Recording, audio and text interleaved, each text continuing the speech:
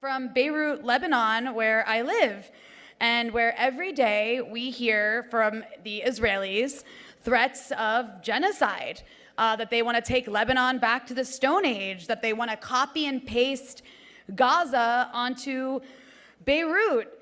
And they haven't been able to do that yet because Lebanon has a very strong resistance. But probably everybody here in this room recognizes that US imperialism is the biggest threat to humanity. Gaza is how far they're willing to go. None of us are safe in this US-led order. It's a system led by greed, led by hate, and we're all killable in their hierarchy of humanity.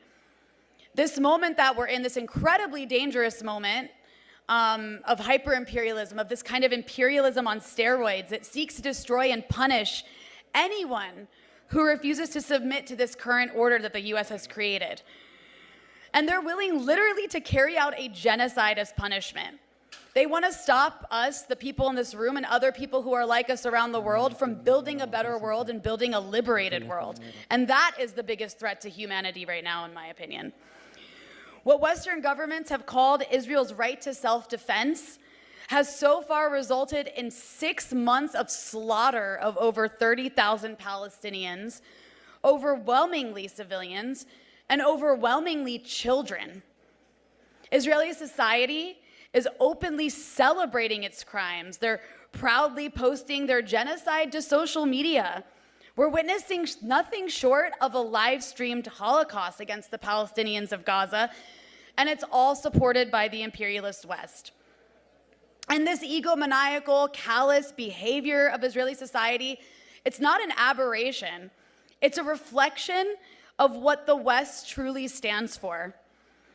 As Israel's genocide in Gaza reaches new heights of cruelty, we've all seen it, from the killing of premature babies to the execution of patients in hospitals and entire families in their homes.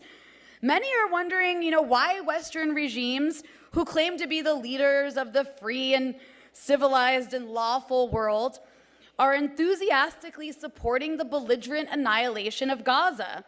It seems like they've gone crazy. They're willing to destroy this order that they've worked so hard to create, all to protect Israel. They're even willing to provoke a regional war with Iran and possibly a nuclear war, all to protect Israel. So what do they gain? We know that Israel is their weapon in the Middle East. And I want to be clear, we shouldn't fall for this lie that it's Israel or some sort of Jewish lobby that runs US policy. That's not how it works. The Israel lobby is just an arm of the US military-industrial complex that helps reinforce imperialism in the region. Just like Joe Biden said, if there weren't an Israel, America would have to create one. That's why they arm Israel to destroy Gaza and bomb Iran's embassy in Syria and mow down international law to secure American interests in the region. And we know that global North leaders are racist. They don't see Palestinians, Arabs, Muslims. They don't see the people of Latin America or Asia, in the words of Joseph Borrell, what he would call the jungle people. They don't see us as human.